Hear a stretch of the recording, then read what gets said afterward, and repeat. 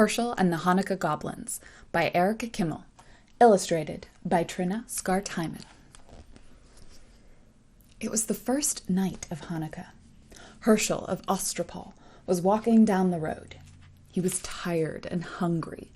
Nonetheless, his step was light. Soon he would reach the next village where bright candles, merry songs, and platters piled high with tasty potato latkes awaited him. But when he arrived, the village was silent and dark. Not a single Hanukkah candle could be seen. "Isn't tonight the first night of Hanukkah?"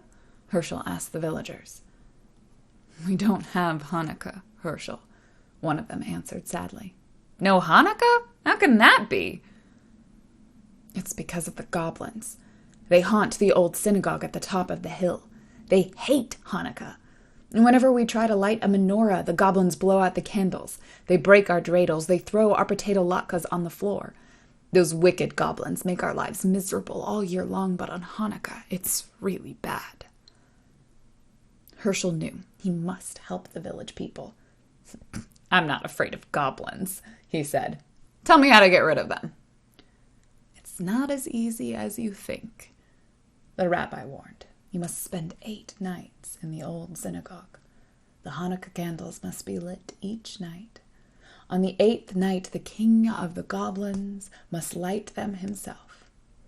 That is the only way to break their power." "I'm not afraid, Rabbi," Hershel said. "If I can't outwit a few goblins, then my name isn't Hershel of Ostropol." The villagers wished Hershel good luck. They had no potato latkes to give him, so they packed several hard-boiled eggs for him to eat, along with a big jar of pickles. The rabbi gave Hershel a brass menorah, a package of candles, and a box of matches. Then the villagers said goodbye. Nobody expected to see Hershel again. It was long past sundown by the time Hershel climbed to the top of the hill where the old synagogue stood. The crumbling building was gloomy and dark, and rusty hinges squealed as Hershel opened the door. Hershel shuddered. Well, he could believe goblins lived here. He put 2 candles in the menorah and set it on the windowsill. He struck a match and lit the shamas candle. He said the blessings and was about to light the other candle when he heard a voice. "Hey, what are you doing?" Hershel turned around. Here was a goblin no bigger than a horsefly, with a long, pointy tail and 2 little bats' wings hovering in the air. "I'm lighting Hanukkah candles," Hershel said. "Tonight's the first night of Hanukkah." "Oh, no, it's not. We don't allow Hanukkah. Not around here." "Is that so?" said Hershel. "Who's going to stop me? A little pipsqueak like you?" "I may be little, but I am strong," said the goblin. "Really? Can you crush rocks in your hand?" asked Hershel. The goblin laughed. "Crush rocks? You're joking. Nobody's that strong." "I am. Watch." Hershel took a hard-boiled egg from his pocket and squeezed it until the yolk and the white ran through his fingers. "That's how hard I'm going to squeeze you if you try to stop me from lighting these candles." The little goblin's eyes opened wide, since in the dim light the egg looked exactly like a rock. The little goblin shook with fear. "You leave me alone," he squeaked. "Gladly," said Hershel, "if you let me light my candles in peace." "All right," said the goblin. "One night won't make a difference, but you better not be here tomorrow. Big, scary goblins are coming, much bigger than I. If they catch you lighting Hanukkah candles, you'll be sorry." "We'll see about that," Hershel said to himself. He lit the first candle. On the second night, another goblin appeared. This one was big and fat and waddled like a goose. Hershel was finishing his dinner of pickles and hard-boiled eggs. "Have some pickles," he said to the goblin. "Pickles?" "Here, catch." Hershel tossed him a sour pickle. The goblin caught it in his mouth and swallowed it. Pickles are good." "Do you like them? I have plenty in this jar. Take all you want." The greedy goblin grabbed as many pickles as his claws could hold, but when he tried to pull his fist out of the jar, he couldn't. I'm stuck," the goblin shouted. You put a spell in this jar to hold me fast." That's right, Hershel said, laughing. And it's a very powerful spell. You came here tonight to stop me from lighting Hanukkah candles, so now I'm going to light them while you stand there with your hand in that jar and watch. How do you like that? No, no, no, the goblin screamed. I hate Hanukkah. Too bad. You'll have to get used to it. Hershel said the blessings and lit the candles slowly. Then he sang all his favorite Hanukkah songs.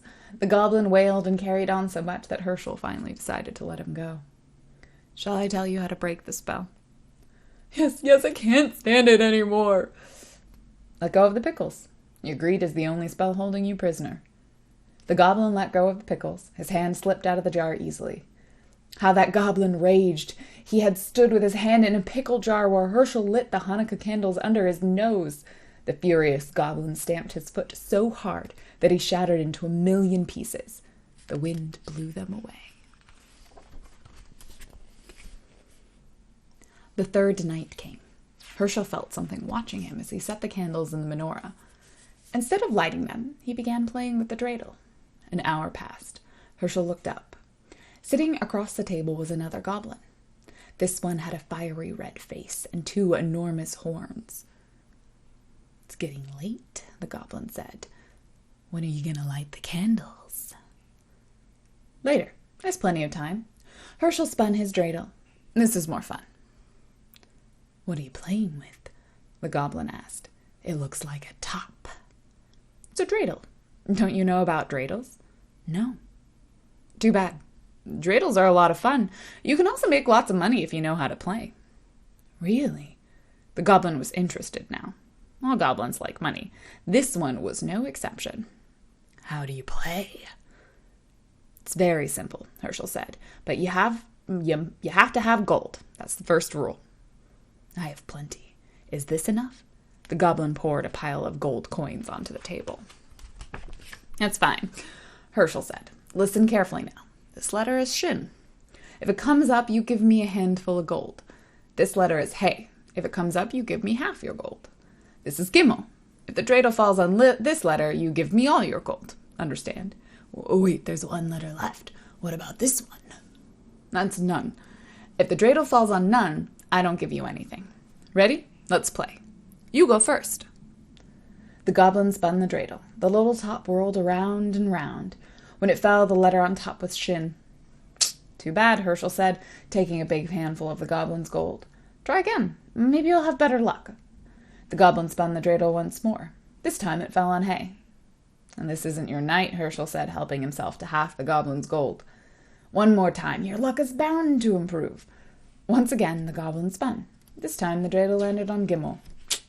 Too bad, Hershel sighed as he took the rest of the goblin's gold. Would you like me to spin? Yes, the goblin grumbled. He was very unhappy about losing his money. Hershel spun the dreidel. This time the letter on top was none. Oh my, I don't give you anything. I get to keep all the gold. Say, that was fun. Get some more gold and we'll play again. What about the Hanukkah candles? We'll light them later. There's plenty of time. Not for me, the goblin said. I'm leaving now. I don't like this game. I don't like Hanukkah and I don't like you. Don't go, Hershel pleaded. I know lots of games. Stay a while. We'll have fun. Goodbye. The goblin spread his wings, swooped out the door, and flew off into the night. Hershel lit the candles all by himself. On the following nights, other goblins came. One had 6 heads, one had 3 eyes. All were terrible and fierce. They growled and roared and changed themselves into horrible shapes. They tried to stop Hershel lighting the Hanukkah candles, but Hershel fooled them all. Finally, the 7th night arrived. 8 tiny candles flickered on the windowsill. Hershel sat back to enjoy their light. Where were the goblins? Had they finally given up? Hershel felt very sleepy. His eyes closed. Suddenly, he sat up. He heard a horrible sound, a voice that sounded like the cracking of bones. Happy Hanukkah, Hershel of Ostropol. Who is it? Who is there? Don't you know who I am, Hershel? Weren't you expecting the king of the goblins? The voice rose to a hurricane roar. It ripped the shingles from the synagogue roof and shattered the windows. The Hanukkah candles reeled in the savage blast, but they did not go out. You're too early, Hershel shrieked. You're not supposed to come until tomorrow. The great wind died down. Don't worry, Hershel. I am far away, but I have the power to see and speak to you. Enjoy this Hanukkah evening, my friend. It will be your last. Tomorrow night I will come for you. You fooled my slaves, the other goblins. Let's see if you can fool me. Poor Hershel. What was he supposed to do? The king of the goblins was on his way. No power on earth could stop him unless Hershel had an idea. It was a big chance, but he had to take it. It was the only way to save himself and Hanukkah. It was the last night of Hanukkah. Hershel set the candles in the menorah, but instead of placing it on the windowsill, he put the menorah and the box of matches on a small table near the door. Then he sat down to wait. Night fell. It grew dark as pitch inside the gloomy old synagogue. Outside, the whole world lay cold and silent. Suddenly, a great gust ripped the synagogue door from its hinges. The building shook. A fearsome voice spoke. Hershel of Ostropol. Did I hear something? It is I, the king of the goblins. Hershel laughed. Don't be silly. You're one of the boys from the village. You're trying to scare me. I am not a boy. I am the king of the goblins. I'll believe it when I see it. Show yourself to me. Behold, I stand before you. Do you not believe me now? Hershel tried not to look. Even in the darkness, he could see the outline of a monstrous shape filling the doorway, a figure too horrible to describe. He pretended not to care. It's too dark. I can't see anything. A candlestick and some matches are by the doorway. Why don't you light a few candles? Then I'll see who you really are. Indeed you shall. A match flared. The Shamus candle caught the flame. Hershel's blood turned to water at the awful sight before him, but he did not lose courage. Master of the world, he silently prayed, thou who created the heavens and the earth and the spirit of the air, stand by me now. Then he addressed the goblin. It's still too dark. What are you afraid of? There are plenty of candles. Why not light them all? A hideous hand took the Shamus candle and lit the others one by one. Hershel felt himself growing faint, but he forced himself to look. His eyes grew wider and wider as each candle caught flame. 6, 7, 8. The king of the goblins stood before him. Now, Hershel, do you know who I am? I know you're not Queen Esther.